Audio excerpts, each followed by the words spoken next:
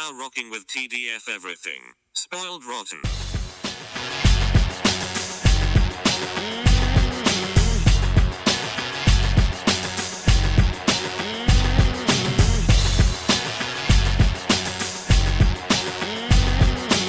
Spoiler alert. Welcome and welcome back, everybody. Hey. It's me, Daniel, And this is Ben. on Spoiled Rotten. And today, we are spoiling the first 3 episodes of Season 4 of Invincible. Mm-hmm. What a show. We can go episode by episode because I took notes, so don't worry. Beautiful. I can guide us through this. Beautiful. So yeah, episode 1. What I liked about the beginning was, before we get to that, I guess I should say, every season I'm like, oh, I can't wait for them to get to this thing, and then they get to it, and I'm like, oh, what? There's still more good things to come. I can't believe that I'm enjoying this already, and we haven't even got to the end of the season. But so many things that I liked about the comics have been teased here, and season 1 doesn't count because I hadn't read anything yet. But it's by season 2, I'd been like, oh, I hope they get to this, and they did. And then by season 3, I'm like, oh, I can't wait for this, and then they did. So I feel like they're on a good run right here in season 4 of the anticipation of how they handle the things I liked from the comic. Well, I mean, I'm really happy about that because I have not seen or read the comics. Yeah. Not that I don't want to. It's just a financial thing to buy into something like that and all that kind of stuff. It is expensive. Yes, it's a huge cost, and it's just one of those costs that's just like, all right, if you start it, you can, knowing how comic books works, you just got to keep doing it. So if it's not on Marvel Unlimited or the DC version of it, it's gonna be one of those things where I'm gonna be like, I'm gonna wait until like the bound version of a book comes out. There's the 3 omnibus versions, but I don't know if you can get them in print. I think like I had to read it on a reader. Sure, but which I'm not against. It's obviously having the physical can work better for people, but the thing is, a lot of the time I'm like, I don't even remember what happened, and then they'll do something, I'm like, oh, I think that leads to this, and then I get excited all over again. So we did talk off mic about something that you were absolutely right about with this first 3 episodes in this season, that I'm like, oh, the thing Daniel told me about is happening right now. I have no That's idea. kind of cool. I'm glad that you said that, but I don't remember what I said. Oh yeah, we'll go into it once you talk about the episodes and all that kind of stuff. So first episode of season 4 starts with Mark and Oliver, but they're kind of doing their own things. Mark is very depressed and just, I can't say going through the motions because they are making a point of like, he's pretty brutal right now, but he's not having fun, which we always talk about. This show is not about the power fantasy, so it is good that they're showing that. And even though Oliver isn't as sad, I like that they make a point to distinguish that Oliver is saying, I just got home from doing it. I'm not going out again. I don't care. Let me play my game. And Mark is trying to push, like, no, we got to save this person. And he makes it clear that to Debbie, you don't see their faces when they see me, like because there was all the different marks at the end. People just see him as the face of destruction. Yeah, not just that. Obviously, he also was the face of destruction when his dad literally shoved his face through a bunch of people. So it's been a hard go for him, and he is. I don't think it's explicitly stated, but I feel he's trying to earn his. I don't know if he was ever respected, but he's trying to earn respect. He's trying to get people to stop being afraid of him and to like him. Yeah. Which means he's being unlikable to the people around him. Correct. And it must be such a stark contrast for him, too, because, like, he is now in his dad's position with Oliver, in the sense where it's like, he was training, Omni-Man was training Mark, and then Mark has to train Oliver. But the difference fundamentally was that everyone loved Omni-Man before he switched. Before it, yeah. And then Mark had such a small run of the I'm being remotely liked by a few people, or at least I don't like people don't know who I am. But he's now thrust in a position where he's like, hey, I gotta take care of Oliver and bring him into this properly without that whole everyone's cheering for me bit. That validation is important, I think. People genuinely look disgusted when they see him, even while he's saving them. Oh yeah, absolutely. And that must be a terrible feeling. I guess this isn't really important in the grand scheme of things, but there is a moment where we see Cecil and Donald looking over things, and Cecil's just like, I can't do this anymore. I'm tired. Like, I'm literally just going to give you control right now. Obviously not forever, but he actually cedes control to Donald, which I feel like is important as the control freak that he is. That he's like, I'm just leaving the world in your hands for a bit. Try not to break it. Yeah. And I think we talked about that earlier, that this comic and the show for sure are about how relentless being a hero is. There isn't downtime, really. I know people, it's not the exact same thing, but people joke around about, hey, how come that bad guy's waiting for this fight to end before this bad? And it's like, no, not in Invincible's world. They're just striking whenever they're ready. They're not waiting for something and being like, okay, good, he's done. Now it's my turn. Yeah. And so just how it wears on people. Yeah. It's very clear in these first moments of the episode. Yeah, no days off. It's it takes its toll on everyone eventually. Then a bunch of other stuff happens, but the big thing is that robot, I know he's going by Rex, but the hero robot. I ain't calling him Rex.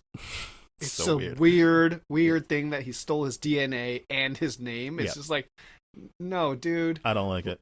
It's weird. I get that he's a robot and that he doesn't probably get those mannerisms. I'm not calling him Rex. I just mean the hero is still called robot. Exactly. Even if the person that's controlling it isn't. Yeah. But for the purposes of this storyline, Robot, Monster Girl, and Bulletproof rejoin the Guardians. Yes. Under Britt. And I like that Robot's kind of like, okay, well, yeah, Britt was good while we were gone, but now it's my turn to be leader again. And Cecil's like, you just lost my trust, so you got to get it back. Which I don't think he could ever get back, but nice of Cecil to say, I guess. So that's all happening in the background. And then they have this moment where Mark has to fight Dinosaurus, and it was one of those things where I was like, what's happening? Oh wait, I have a very vivid memory of reading this in the comics now.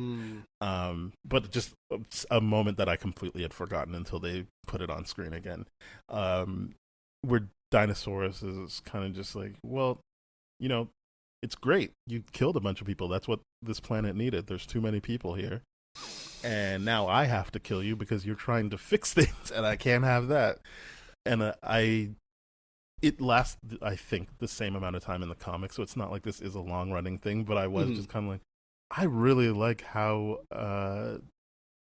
not intricate, but how layered this villain's thing is, and it just lasts for the scene.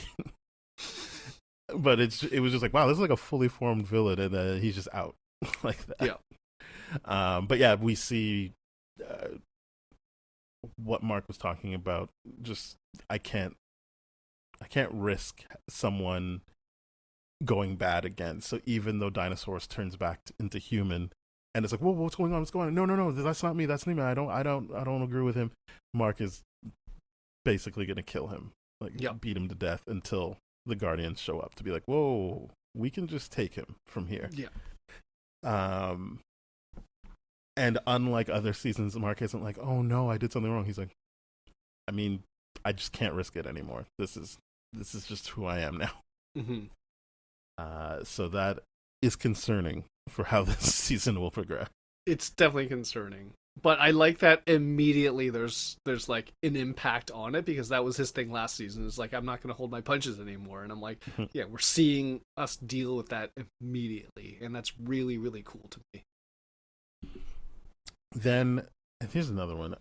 Am I supposed to call Adam Eve Samantha? I can never tell. It seems like what her parents call her, which she's not fond of, but I don't know. Anyway, Adam Eve and Mark have dinner with her family, and the dad is understandable, or not understandable, predictably shitty to Mark throughout the dinner, but then takes him outside, and you're like, not wrong. This guy's not wrong.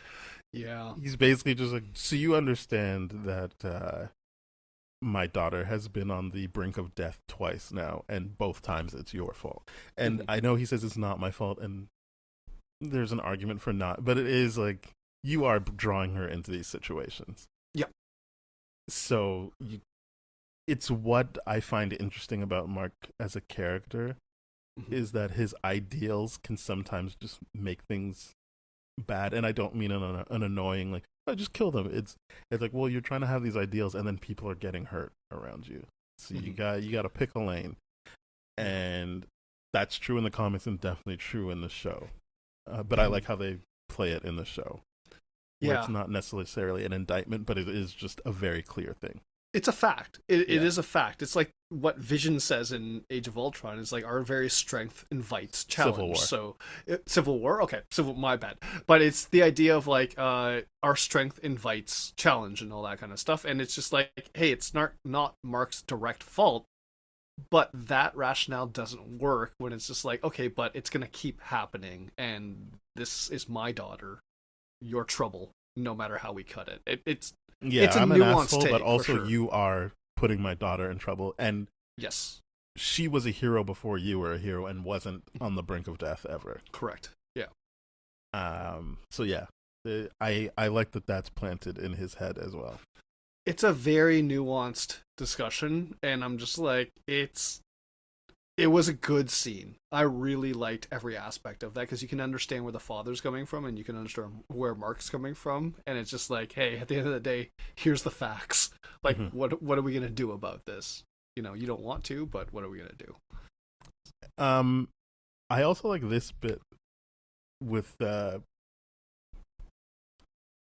Adam Eve and her mom while they're doing the dishes, where the mom's just kind of like, oh yeah, you know, Mark is perfect for you, and you think that's a compliment until she's like, so we'll see how that goes when he gets older. Because at one point the mom is admitting, I just settled for your dad, and it got terrible. Like, you can see how shit your dad is. You have someone that seems good for you, but ultimately what I'm saying is men will just get worse. So it'll be interesting to see how this plays out for you. Where, I mean, that perspective is not wrong. But that's the thing. The parents both come at it and say things where you're like, I don't think they're wrong. Like, this is, it's going to be an issue for both of you for two different things. Yeah, because I really thought they were just going to have the mom be like, oh, I'm jealous that you have someone that likes you. But it's the mom being like, I know what happens when you get older, and I think this, obviously we've seen these 3 episodes, so I don't feel like I'm spoiling anything for you, when it's like, they're obviously hinting at, you know, what happens when your body changes when you have kids and things like that. There's going to be a lot of things that test how great he is. Yes. It's good that you're starting at a higher bar than I did, but it's going to get bad. Yeah, it's all downhill from here, baby. Yeah, and you just hope that you don't land at the bottom, as opposed to like her mom did. Right. But yeah, that was interesting, like, foreshadowing all throughout that section. Was like, you can't have kids, can't you? And the mom just be like, well, you know what happens when things happen. I appreciated that. That, and then Mark basically just says to Adam Eve, your dad was right, and she says, no, he's never right, but we know he's right in this moment. He's right about this. I think what is good about Adam Eve pushing back is that it shows she wants this to work out, and you just hope that Mark puts in the effort as well, that she's very clearly willing to put in. With the irony of her saying, no, my dad's never right, when we know right now he is right. Yeah. Yeah. Sequels come back. That's par for the course in this show and in the comic. The bad guys always come back. There are some one-offs, but in general, they're coming back. Yeah. We see Mark apologize to Oliver, which is nice. Nice. I'm glad that he's not too proud to say, I didn't need to put that on you last night. Yeah, it's nice to see because it's just one of the fundamental things about and how important Debbie is in that family unit, because that's definitely a Debbie trait. That is not an Omni-Man trait. That's not a Nolan. And she trait, already right? pinned him down. He gave her his explanation, but obviously her influence and that conversation led him to believe I can't put my hang-ups on Oliver like that. Right. I need to apologize to him. So yeah, I really enjoyed that he did that. And I'm enjoying Oliver this season. I always liked Oliver, but I like that he seems to genuinely be down for I want to do this the right way. I don't want to upset my family. But also I'm not down for doing this 24/7. Sure. It's very Gen Z coded. It to me that's what I saw with it. And I'm like, okay, if Mark is a stand-in for a millennial right now, it's like Oliver is that Gen Z where it's like, no, I have boundaries. I have a work-life balance. I'm not going to do this all the time. I'm not going to be as obsessed as you are and all this kind of stuff. And I'm just like, that's how I saw it, despite the fact that he's aging up so quickly because of the genetics of the bug race that he's a part of and all that kind of stuff. But to me, I'm like, this is such a clear example of the difference between millennials and Gen Z. It's really great to see played out like this. I agree. It's the different generations, as you said, that and their approach to this superhero thing. That now they introduce the whole Paul and Debbie. What are they going to do with their relationship? I really thought they were playing it like Paul was trying to get out of being in a relationship with her. But yeah, in that initial conversation, I was like, "Why are you being like this?" I get that I just have to take their word for it that he just didn't want to be seen by the kids. But I'm like, sure, you're being weird before that even seems like it's an issue. I don't like how you're approaching this. But turns out he's all in, and so are the kids. Mark and Oliver they're not like, hey, come through there, but they're like, hey man, like, yeah, we know you're here. Do you want to have breakfast with us? So yeah, the idea of moving in together is brought up. Yeah. I will like say, I really like Paul. Yeah. I really like him because I'm just like, just for a selfish reason of like, I've been in that position before where I've dated a single mother and clearly I'm not wanted by the children because I'm not their biological father. But at the same time, they're still trying to make it understandable and work and kind and all that kind of stuff. But it's just like, hey, you're not our first round draft pick. Like, we would have wanted someone else here. It's a tough position to be in. And I think that overthinking of like, oh yeah, I'm gonna be weird about like not wanting to have your adult children know that I've been sleeping over for sexual reasons. It's kind of an interesting position to play out through Paul. I really like it. Yeah. I mean, they're technically not adult in this. They're supposed to be. Mark's supposed to be still 18. Is he really? Yeah. Oh, I thought he was like at least 21. Oh yeah, Cecil does make the comment of like, you save the world before you can have your first drink. Yeah. Yeah. Okay, that's fine. Yeah. So they're not adults. I think that's the point, right? Like he constantly calls them the boys, which I don't think he would do if they were actually adult. Sure.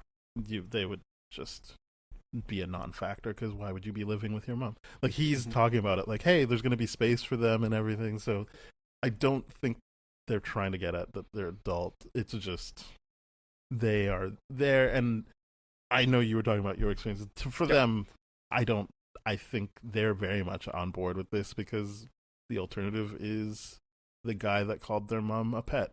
Yeah. Like I think they're very much like, oh, no, we would rather you. Yes, this is better. So yeah, I like him, and I'm glad that they are going this way of he just doesn't want to make things awkward, So and he's overthinking it. is absolutely so because you've read the comics. I'm guessing Paul wasn't a big part of the comics. Yes, he is. He But is a big I'm part. just of it. saying, like, they could change it.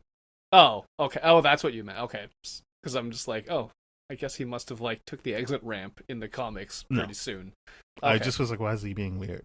This is the thing of an actor's choice of how to read lines versus me reading things. fair. I was like, what are they doing? Why is he being like this? I mean, I get why he's being like that. I just speaking from personal experience, I'm like, I don't want to screw up my first impression with your kid, and for your kid to think like, Well, it's not his you're the first guy that impression was- with them. yes, but an ongoing, whatever. But it's just the idea of like, I know your kid's not stupid, and I know that they're not going to believe that we were just wrestling or anything like that. It's a weird position to be in. It really is. Clearly, I still overthink it, That's but fair. I overthink That's- everything. It's more than fair. Yeah. Yeah. Anyway, this leads to them going their separate ways, and Debbie taking Oliver to art so he can get a new costume. Mm-hmm. He keeps the O. I like his thing of this is what I was wearing when I saved the Earth, so I'm reclaiming it. It's no longer standing for Omni-Man. It's not that. It's me now. This is mine. I And like that. I respected that. I respect that a whole lot for sure. This also leads to a flashback where we see a younger Art and a pregnant Debbie trying to convince Omni-Man that having that suit is good. And I like how the winning statement was like, "Look, it shows off how strong you are." He's like, "It does. Yes. Okay. It does. I take it back. This is not dumb." Yeah, it was just interesting to have him be so bluntly like, "This is shit," and they're like, "No, it's not," and I'm like, "No, it's not." Yeah.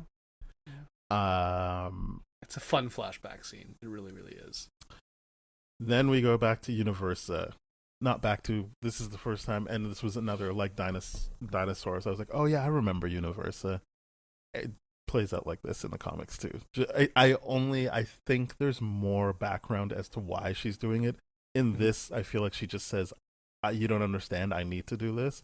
And I think the comic just gives you the exact reason, with it playing out the same way, but at least you know what she's being so urgent about in the comic. But it ultimately doesn't matter because they're not going to let her do it, so it doesn't matter. But yeah, it is also a time to.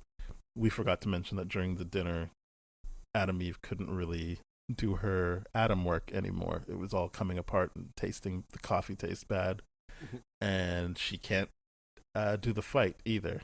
All of her constructs are falling apart. But they remove Universa from her staff, and you can just beat her up at that point. So Adam Eve gets to save the day this time. Yep. And that means that Mark can go deal with the sequels that have taken over and come back from the sewers. Yep. We still see Britt and Britt and Robot kind of digging at each other for control of the team. I do feel like Britt is very much in control, but it's more him still showing that he's annoyed that Robot's trying to horn in on it, as opposed to just acting unbothered. He's very much like, no, I know. I'm getting to that. They have a good plan, you got one thing to disrupt the sequence so they get off of the host, and then you've got for whatever reason, it has to be a dart to shoot at the host, and then they go somewhere else, and then everyone's safe. So they're doing that until they get overwhelmed.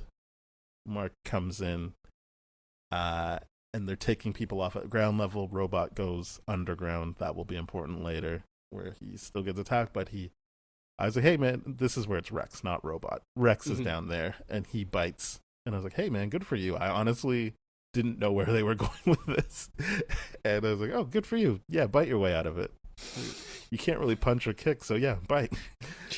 And he makes it out from the bottom, and Mark they're down to the last person, and it has to be Bulletproof who flies the disruptor, but he's taking too long. And Mark's like, I'm just going to kill this guy. Yep. So he does.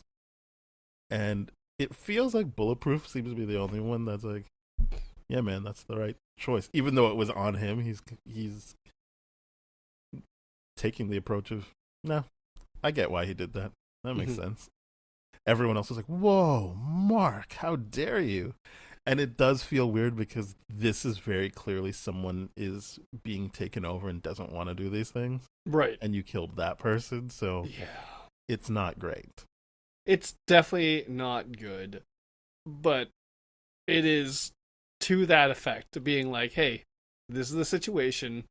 If this gets out, like, what did Cecil or whoever say? Like, they could take over the world in like an hour. We're not going to have another chance. If stakes are high. Yeah, stakes are freaking high, and the idea of like, oh, okay, this is the choice he's presented, and like you said, Bulletproof is like a little bit late. It's based on where he's at right now, sure, but yes, the hive mind was in control of the dude, and the dude was not wanting to do that. But at the end of the day, I'm like, it's the train thing, right? I think they did actually notice, or not notice. I believe there's a conversation later where they do confirm Bulletproof could have got there in time. Sure. But are you willing to take that chance if you're Mark? Especially if we already know the headspace he's in terms of, I can't let another Angstrom Levy happen. I can't do that. I'm not down. Yeah, for sure. It's, like I said, it's the immediate payoff of he's not holding his punches anymore. Yes. They got there last time for Dinosaur properly, like just in the nick of time, and nope, you're 1 second late. That's what's going to happen now. Yeah, you guys are on notice. Do not let Mark be alone with the bad guys if you're not willing to let them die. That's right. So that happens, and then, as we all knew what happened, Conquest breaks out of his underground imprisonment. Which is just like, stupid. Donald's like, you can want to see this? And Cecil's just like, oh, fuck. And you're like, yeah, man, obviously. Yeah. Obviously that's going to happen. I'm very glad that we didn't wait too long for that to happen, because I'm just like, it would have been such an annoying thing for the whole season to go by and then Conquest breaks out at the end of the season. I just be like, oh yeah, no. That'd be stupid. Where they're going, everyone needs to be, every Viltrumite needs to be up and at 'em. There's no room for a secret breakout late in the season. We talked about it last season, just how dumb it was that Cecil made that choice. It's so dumb. Like, we get his hubris, but you're just like, come on, man. Yeah, you're the guy that kills. Yep, that's your thing. Anyway, episode 2. Now this is important because I think what episode 2 solidified for me is I like the character Nolan Grayson. I'm not saying he's a good person. I'm saying I think he's well written and he's very interesting to me. Yes. It's complex as hell. It is very interesting. It's what really drove me to keep reading the comics the way I did, to the point where I don't really remember what happened. Granted, this also happened during lockdown and pandemic. Sure. So a lot of things are memory old, but I truly enjoyed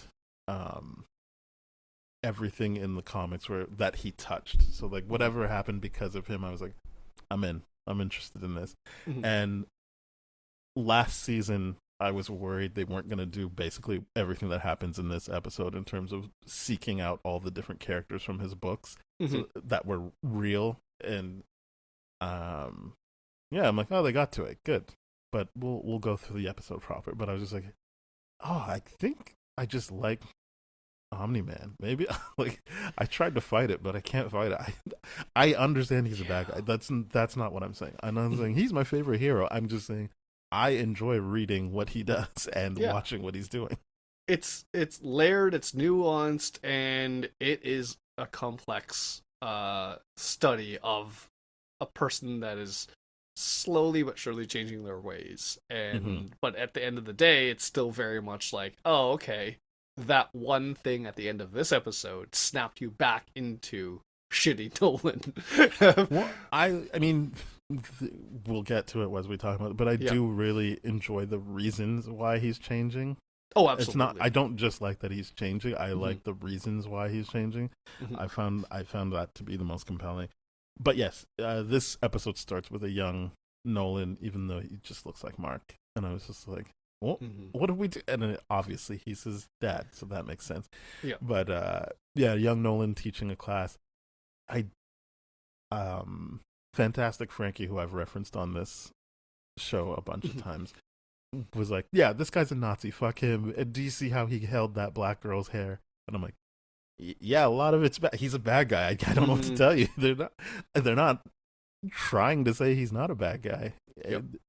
Um, and I understand she's like, he's a Nazi, and I do see why someone would say that. I'm not really gonna argue with them, but Right. the difference here is he's from a planet, like a completely different planet. It's not like he's turning around and doing it to his own people. He's To him, that would be like, I mean, it's not the exact same thing, but are you a Nazi because you like kill every spider you see in your house, or like they do look at everyone like a bug, so it does feel that way. And then this show in this episode is really nailing down where the colonialism and bad guy stuff is coming from Mhm. and what you're growing into. But as we've been saying, it's a bit more layered than just he's a Nazi bad guy.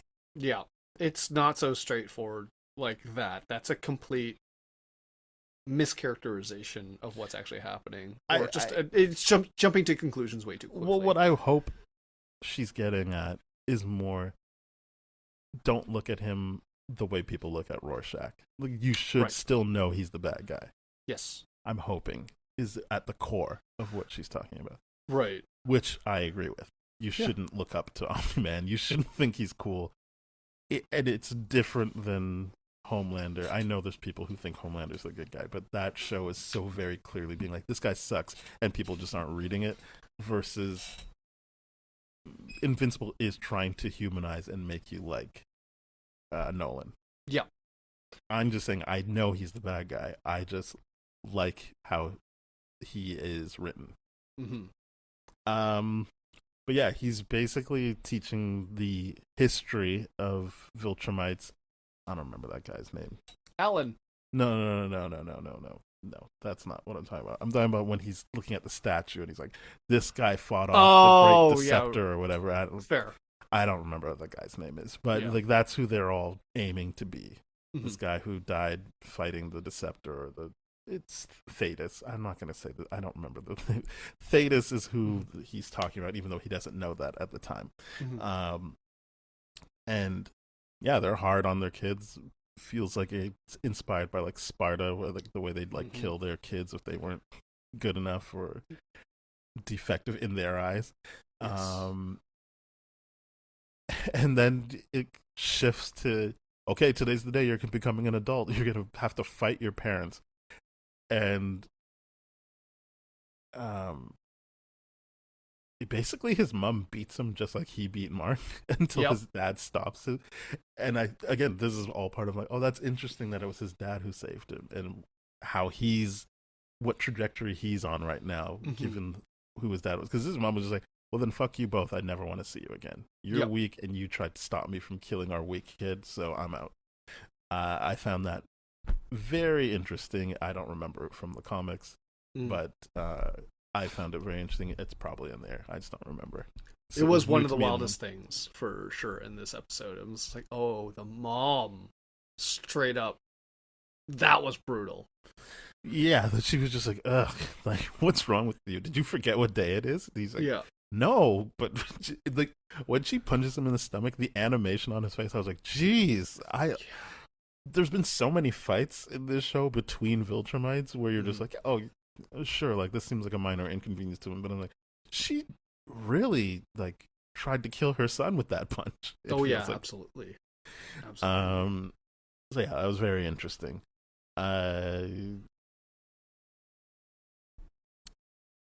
Yeah, that's what I want to say. That he gets beaten just like Mark. Well, not to the same extent because his dad steps in.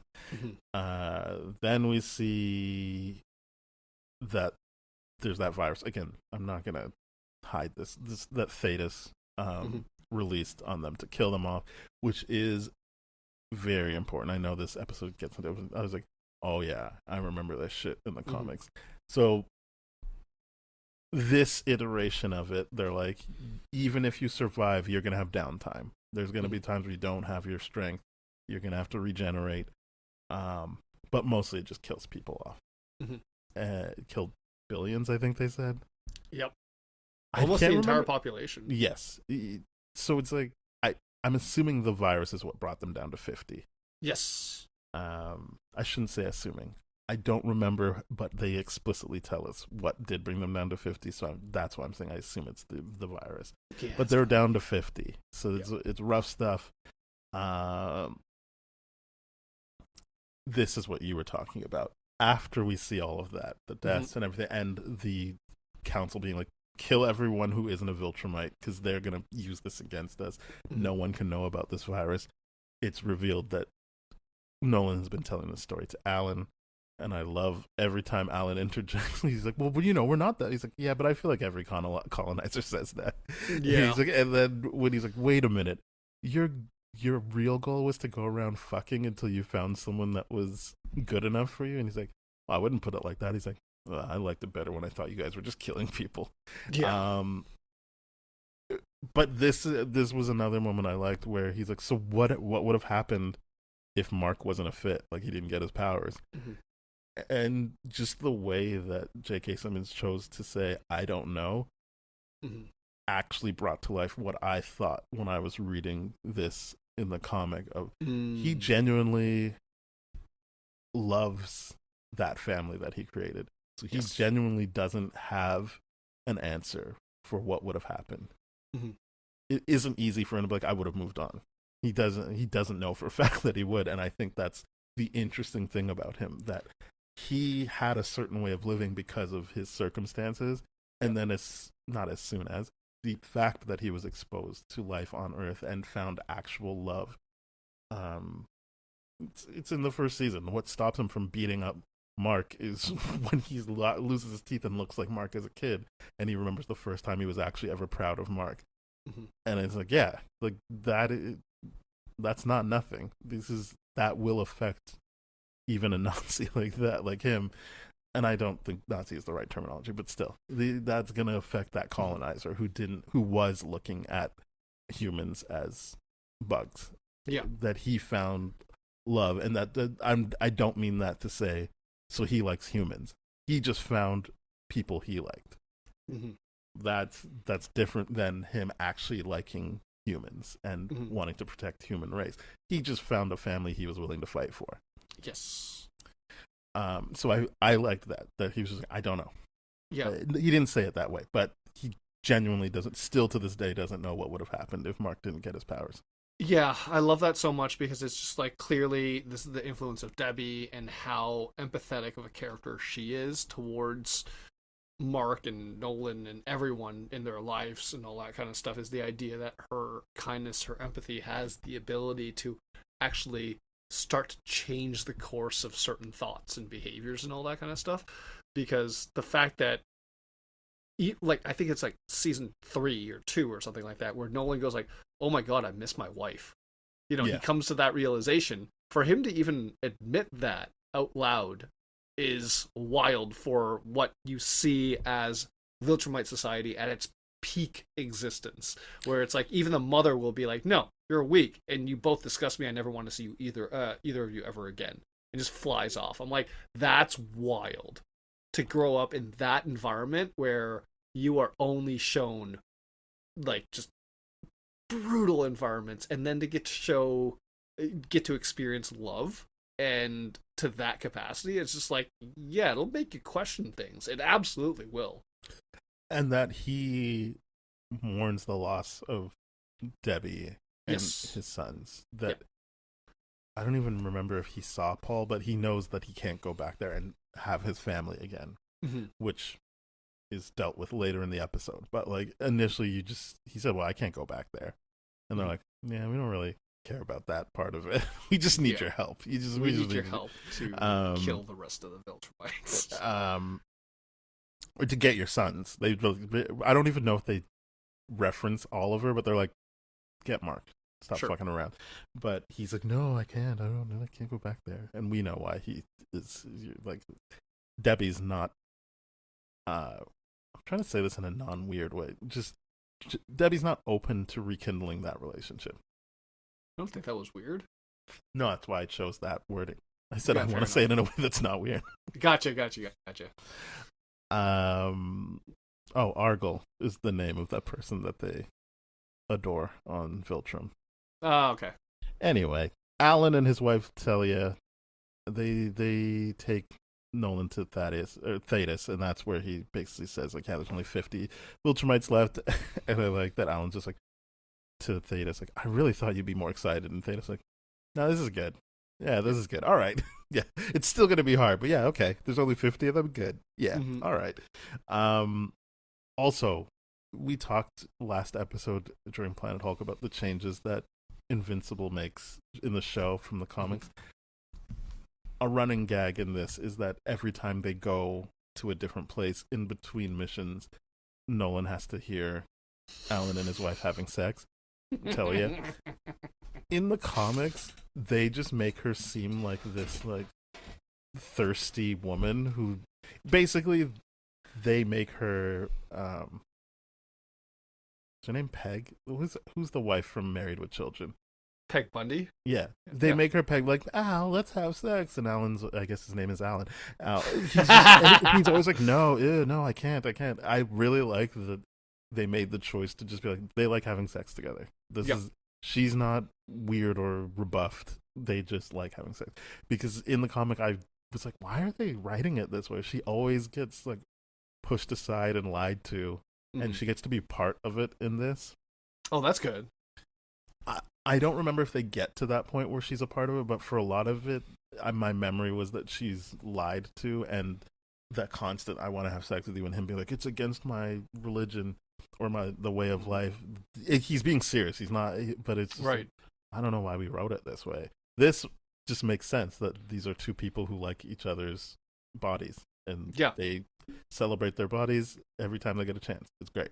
I'm a big fan of that running gag throughout this whole episode, just because until the point where Nolan is like, "Hey, do you have different living arrangements?" Finally, the guys were like, "Oh, we just assumed that the three of you were in a triad relationship," and I howled so loudly because I thought that was such a funny thing to do. Is the idea that he was just enduring all the sex noises and all that kind of stuff, which were hilarious. It was, but also hilarious that he would get his payback by being like, "Oh, you got to go get those farting things, or you got to do this." And he's like, "Are you trying to get back at me for something?" He's like, "What would I be getting back at you for?" All of that is good stuff. It's great passive aggressive stuff. It's really funny. But yeah, then Nolan is basically, before they go on this mission, I've jumped too far, that he is willing to give them information, but he's not actually willing to put his skin. We kind of touched on it. He's not willing to go get his kids and help fight. And Thetis is kind of like, whatever. This is what we're getting. This is what we're getting. And so they go off and they get, I don't remember the names of the characters, but one of them is played by Winston Duke, which is great. M'Baku. Nice. The guy where they're like, "Put your feet down, your hands down," because he's got like hands for feet. Yeah, good stuff. Because I remember Tech Jacket, but he's the other guy with the like insane gun, which is, I know it's not Speed Racer, but it's something like that. Anyway, the point is, I liked that stuff in the comic, and they brought it to life very well in this and made it funny. So this was good. It was a good MacGuffin hunt for sure. Without taking up too much time, it was so much fun. Yeah, because you're seeing the army they're putting together without it feeling annoying. I guess like it doesn't feel slow. Yes, and I like the character name. You can keep talking. Sorry. I do like how Nolan was like, "Oh, this is how I wrote instructions for this and all that kind of stuff. It's just like it was so paranoid and everything is just like, well, if our goal was to repopulate, of course I'd hide it. And it, like, everything he says makes sense, and I'm just like, this is so interesting to see the dynamic between Nolan and Alan. It just works so well. Yeah. Space Racer was the name. Space Racer. Like, it's S Racer, but not Speed Racer. I just can't remember what it's called. Yeah, he's a big deal in the comics. So I liked who they got to voice him, and also how he interacted with it. Because they're just like, but don't you want to kill Viltrumites? He's like, you have food on your ship? Like, you just complete 180. Just like, oh yeah, I do. That's what I want. The other thing is, yes, it's funny what's going on, but there is the sad part of every time they meet someone, Alan's learning a new vindictive, terrible thing that Viltrumites, but also Nolan did, and he's just like, oh, you did that? And I just find it sad because Nolan feels like he actually is sorry for those things and remorseful. But he's also aware, like, what am I going to say? He doesn't not apologize, but he's also aware, like, no one's going to accept these apologies. Yes. He still does it, which I respect, but he's just like, no, why would they ever accept this apology? Yeah. So all he has to offer up is, you get to kill Viltrumites. Like, this is it. This is the move. Then, yeah, they get everybody, and I like that this is where Nolan's starting to be like, are we really going to follow through with this? And Alan's just like, they should have gotten the message when they got gassed, like with that virus. They didn't. They chose to double down and be even crueler. So fuck them. And Alan's right, obviously. Like, yes, those were people that chose, like, no, we will not change our ways. We will just make everyone else suffer. Because even in that training scene that he's got and all that kind of stuff, he asks the black girls, like, oh, what was the good thing about this one thing that nearly wiped us out? And the response was, oh, only the strongest survived. So we got to, like, all that strength propaganda bullshit. That's just like, oh yeah, like, disregard the thousands of people that are dead. It's just, oh, strong people survived and all this bullshit. So it's, yeah, you're right. It's the double-edged sword. It's like, every time you're seeing it, Alan is just like, oh, this is gross what you did. It's still, like, he's like, I still like you, but ugh, this is bad stuff. Nolan and Thaddeus keep talking, and that's when it's like, oh yeah, I'm the betrayer. I did that. I did that shit. Created that virus, yeah. And I killed your guy, but yeah, you need to understand, this needs to happen. Like, yes, these guys need to get taken out. And he, in a season of people making good points, he's like, look, they're coming for your son regardless if you go get him or not. So you might as well have him be as prepared as possible. Which is when Nolan's like, yeah, okay, I'm going. So he's in. And yeah, but I this is that point where I'm talking about the code switch, where it's just like, the moment Nolan finds out it was him, he's just like, immediately just goes into like pounce mode, attack, and all that kind of shit. And like, that's the whole point of your mission right now. You're trying to finish the job. It's pretty crazy to see. But I understand what you're saying, but it didn't feel like it made him regress. It just was like, that's his knee-jerk reaction, and then he caught himself. It's like, at no point did I ever say he regressed. Yeah, it's like, that's what you grow up.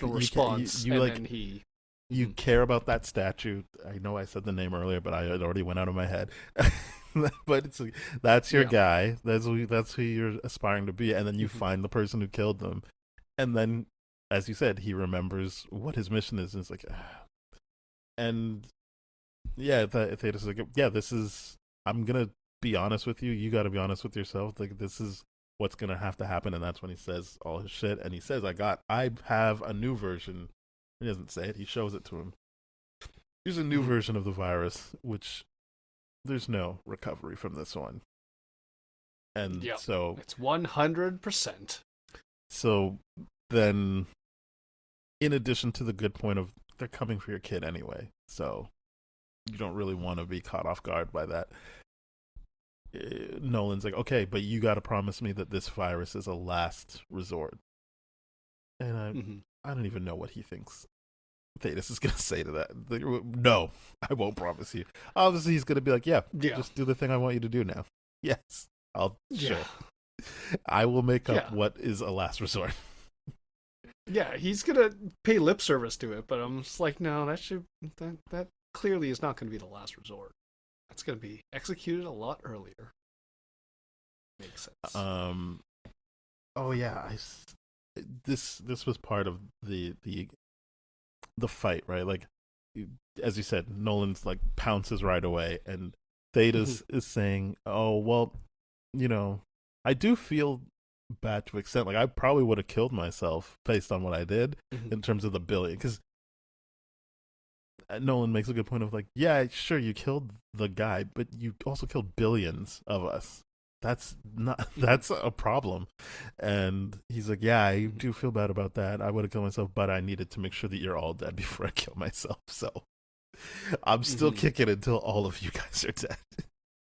And I was like, hey, I like his resolve. Good for him. Good for you, Thetis. Yeah, he's got a mission. Conquest returns to Thrag. Thrag is like the guy. I don't know how many times they can pull that, but trust me, he's the guy. If you thought Conquest was a problem, Thrag is a bigger problem, which is why he hasn't had to do anything but talk this season so far. Everyone's like, no, don't get on Thrag's bad side. But Conquest is like, just kill me, make it painful because I failed you. And Thrag's response is, I'm not rewarding failure. And I'm like, oh, jeez. So yeah, Conquest still has a role to play, and that's the end of episode 2. Episode 3, which I didn't love the first time I watched, but then when I was watching for notes, I was like, there's still some good stuff in here. But it's the Titan stuff, which I'm just like, I don't remember if this is in the book, but I also don't feel like it's helping anything. It didn't move anything forward like the first 2 episodes, other than the end of this episode. But yeah, this is all about Titan and Machine Head's play to get him to join the Order again. Which it doesn't seem like he's playing him at first. It seems like he's trying to help. And he's like, hey man, Mr. Liu didn't die, so that's a problem. So you should just come back because he tried to kill me, but I'm part of the Order, so he can't do it. But you're not part of the Order, so you should join. And Titan rightfully points out, you not remember last season when I desperately tried to get out of the Order, and now I've done that, so I'm not doing that. And so then, unfortunately for him, this means that they just come for him. And before that happens, Donald and Cecil start discussing Mark killing. They're kind of like, ugh. So he's doing it, right? And Donald says, well, you would have done it. And Cecil's like, but I'm not half Viltrumite. So that's the problem here. This is going to be a thing. I don't know if that's true. I feel like the death is a death. It doesn't really matter how it's happening. Yeah,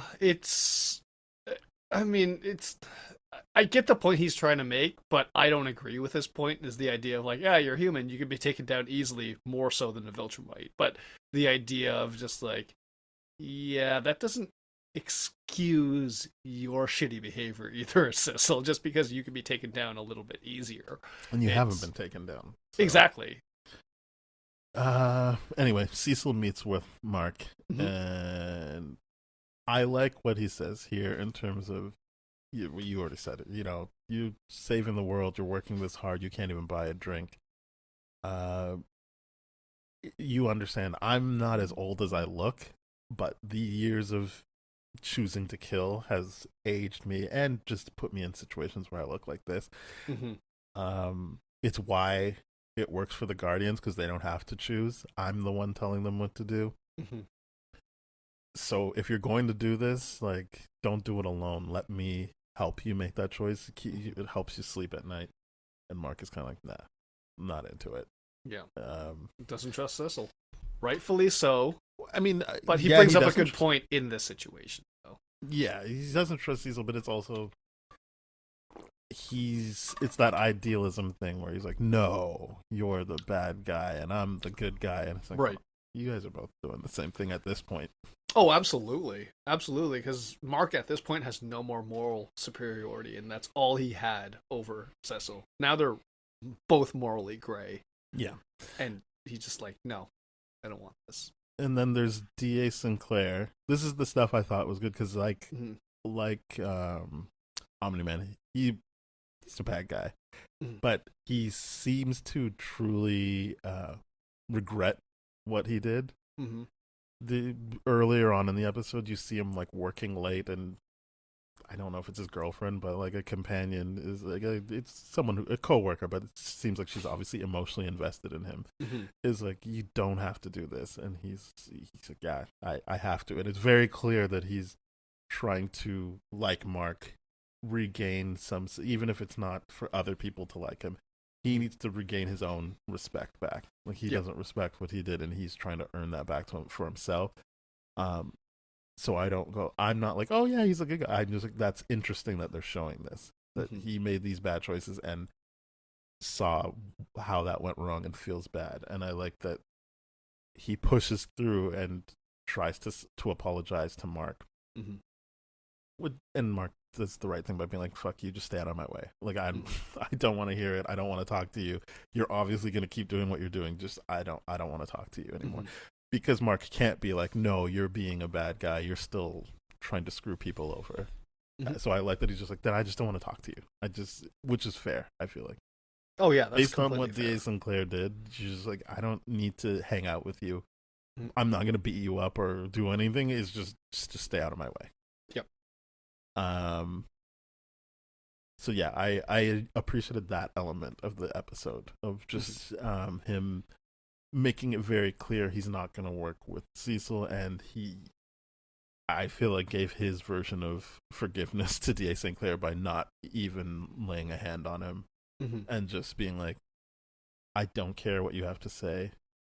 I'm just going to leave you alone. Leave me alone. I don't want to be a part of this. Yeah. Yeah. Then we see the Guardians being like, so the Mark thing, like, everyone's talking about Mark killing. And as I said, I think this is the episode where they kind of confirm, like, you could have got there in time. Bulletproof. And Bulletproof is just like, he still made the right choice. I don't know. Look, I can't knock him. He made the right choice. Save the world. That's the job. Mm-hmm. Yeah.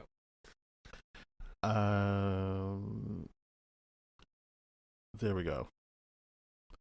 Brit and Robot. Why did I want to say Robert? Brit and Robot are going over like, hey, you didn't listen to me. You went underground. I never told you to go underground. I know what this is setting up, but I don't know how much to comment on this element other than I know where this is leading. By the end of the episode, you see that they're split up, but it was just this idea that Robot continually will be like, I'm better off not dealing with these people, is all I'll say. So yeah, I guess I should just move on. But other than this is I found to be an effective horror type scene where he's in a steamy shower and the liquid comes out of his mouth, and he can't see where it is because of the steam. I'm like, oh, that's a nice touch. There you go. So he's shaken for two reasons. One, he had a secret in his throat. Two, he didn't even feel it. Which would be upsetting if you're like, I'm human. I guess not as human as I thought. Yeah. It's a good body horror thing, for sure. Yeah. Monster Girl has to save him. That's nice. It is nice. But he is saved. But yeah, him going down there brought another secret, and you're kind of like, oh, not again. But Monster Girl takes care of it.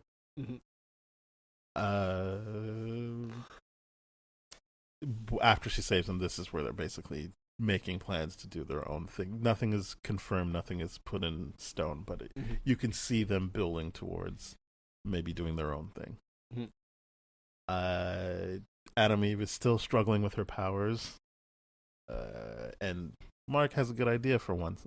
Not for once, but he's just like, why don't we just talk to Robot, because he helped Monster Girl. I'm like, there we go. Now we're using our noodle. Yeah.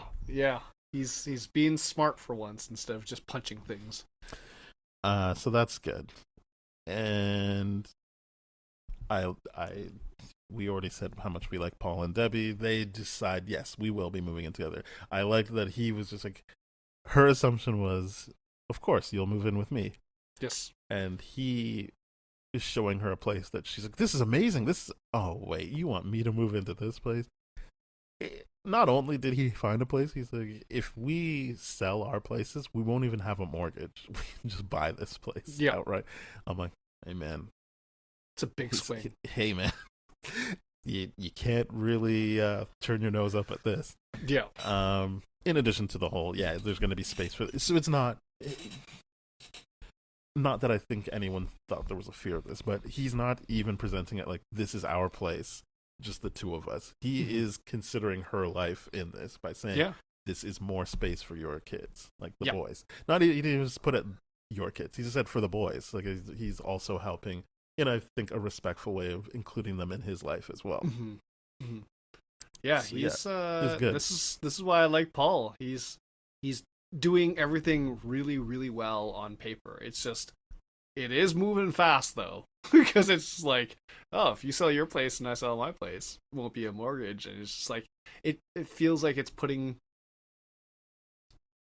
too much into it in the sense where it's like it's overwhelming for Debbie at this point, because that's how I'm seeing it.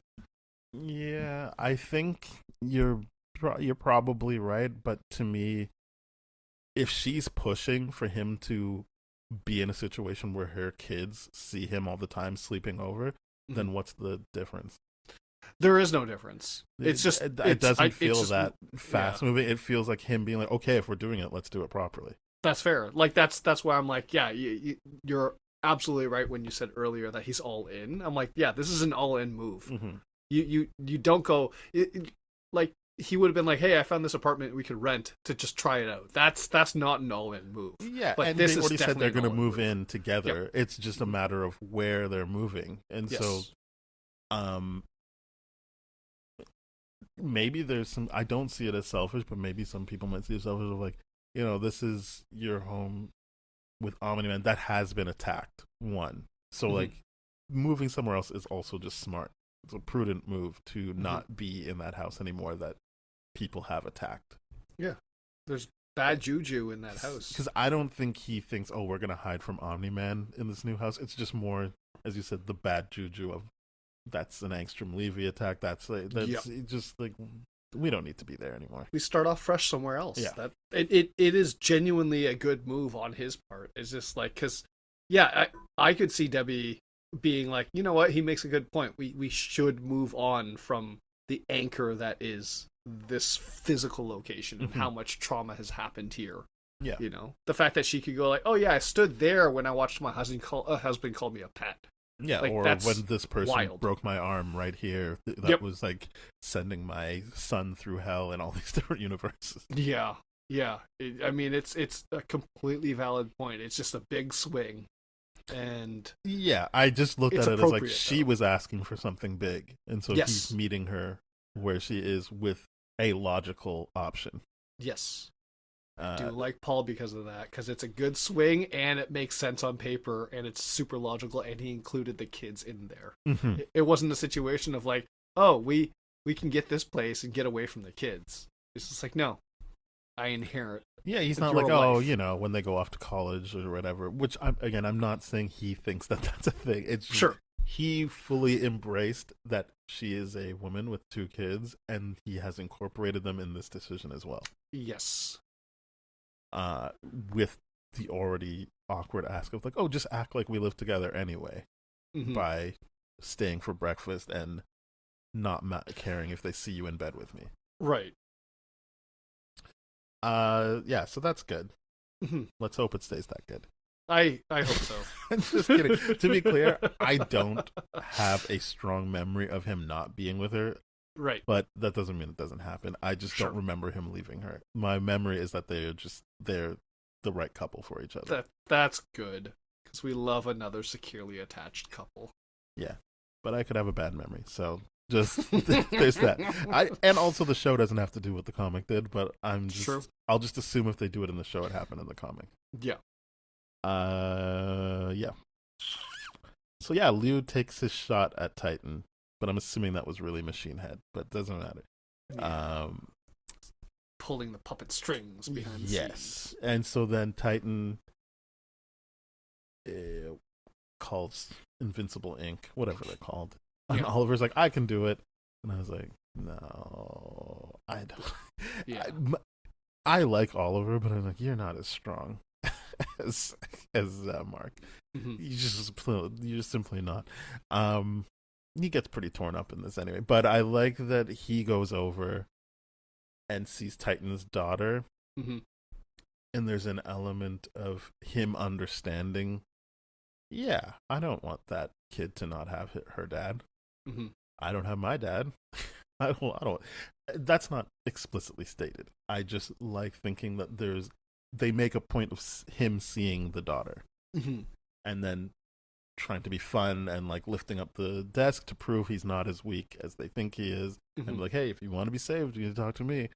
And I thought that was a good way of showing him being like, yeah, I'm in on this. Because he starts off and being like, whoa, we charge you too little. And then him being like, no, I'm in. Like, let's do this. Yeah. I want to help you. I like that when they're on their way to the meet, or not the meet, on their way to go destroy Liu. He's like, we're not going to kill though, right? I don't want to disappoint my mom, which I believe him. Yes. That he did it once and he saw what the reaction was from his family and was like, oh, I don't want to do that again then. Yeah. That's not for me.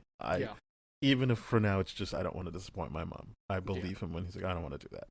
Yeah. And, but not wanting to disappoint your mom is like, it's a pretty solid reason amongst many.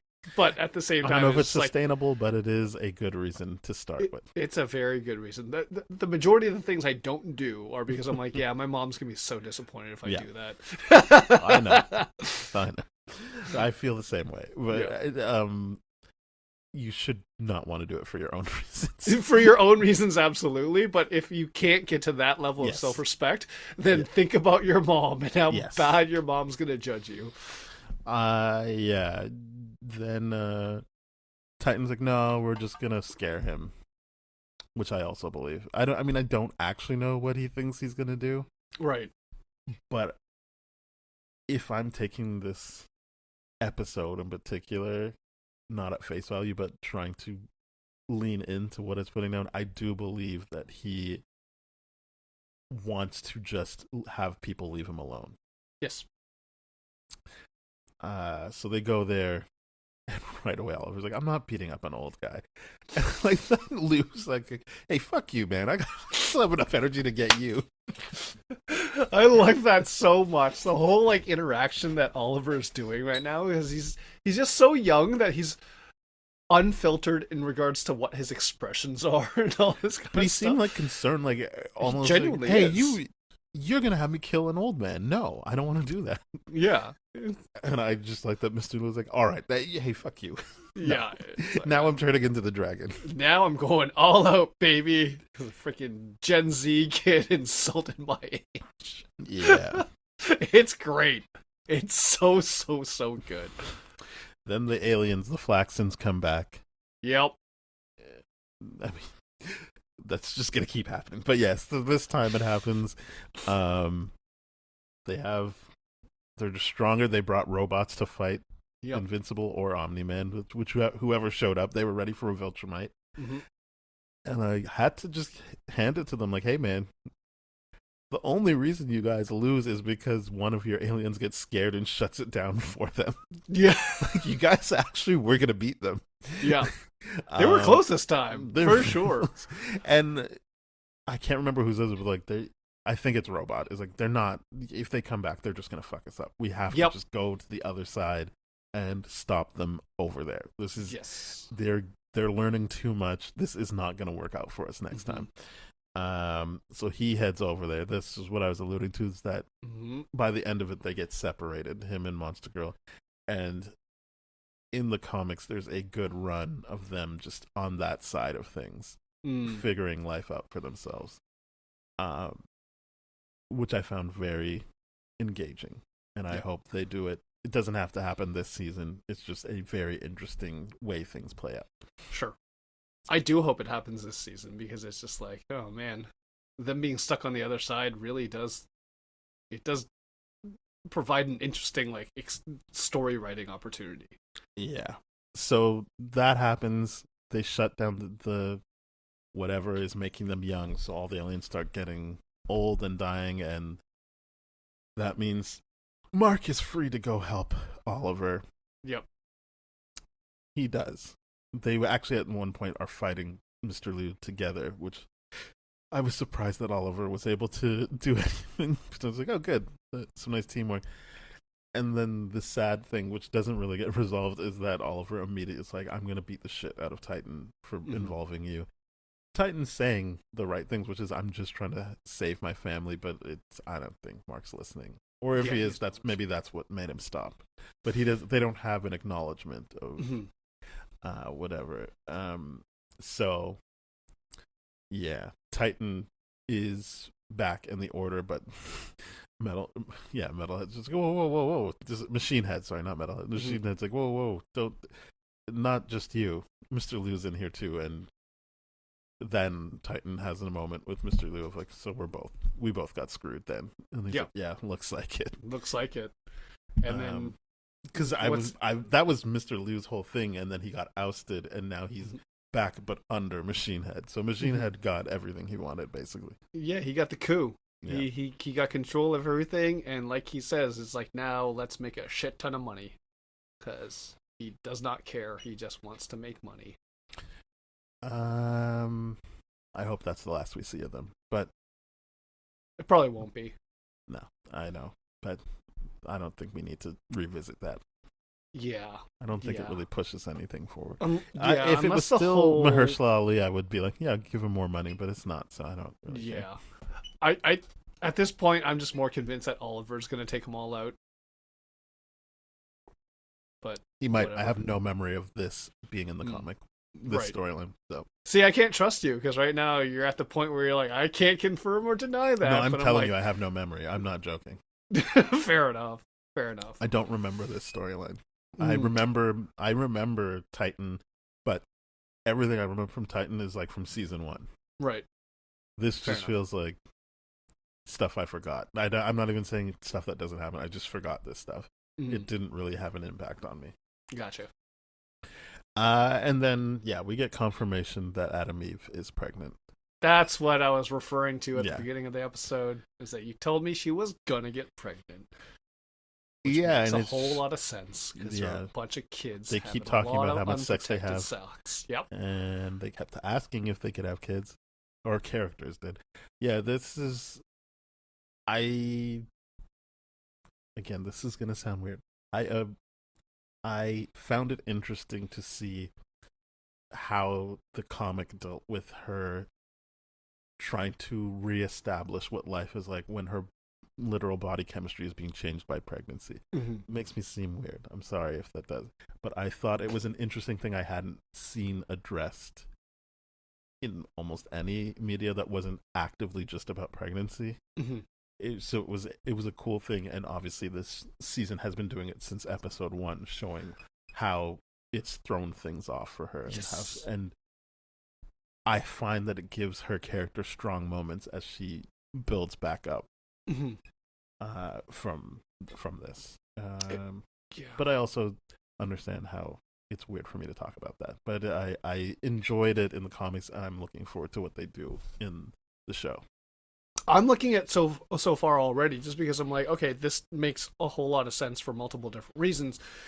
But most importantly, one of the things that I was really, really, really happy to see was Adam Eve's reaction to the pregnancy test, and being like, oh yeah, it's not always rainbows and butterflies with pregnancies. It could be like really severely anxiety, nerve producing, and that reaction that she gives is a very honest one, without even sharing that with Mark. And that's what I'm interested in seeing, is how Mark is going to respond to that. I have a feeling, like I already know how he's going to respond to it, but the fact that Adam Eve is just like, oh shit, kind of deal. Yeah. It's just like, good. Pregnancy and all this it's a complex thing. It's not always like, yeah, let's have confetti and streamers everywhere and all that kind of stuff, especially when she had that discussion with her mom and dad at the dinner party, and how both mom and dad are very negative on this whole thing, but won't actually step in and be like, hey, you need to break up with him. But they're just going to make her life a living hell for that. So this is just escalation, and it's wildly interesting to see what's going to happen. But yeah, I hope it goes well in terms of how they execute. Yes. I can't imagine they'll change much from the comics, but there's still room for them to make it not good. Right. Oh boy. Yeah, those are the first 3 episodes. If people don't know, next time you hear from us, we'll be talking about Daredevil. And then we'll come back to Invincible. Then we'll go back to Daredevil. And so on until both shows are done. That's right. That's that. That's how we plan to deal with having 2 shows going at the same time. And we hope you stick around for our coverage of both shows, because it should be fun. And having said that, please don't miss an episode. You should rate, review, subscribe, follow, share with your friends. They'll do all that stuff on your podcast platform of choice. You can get in touch with us on social media by following at TDF Spoiled on Instagram, Threads, YouTube, TikTok, Lemonade. We have an email, spoiledpodcast@gmail.com, and you can go to tdfeverything.com/spoiledrotten for all of our episodes and different ways to get in touch with us. Thank you very much. Bye-bye. Cheers.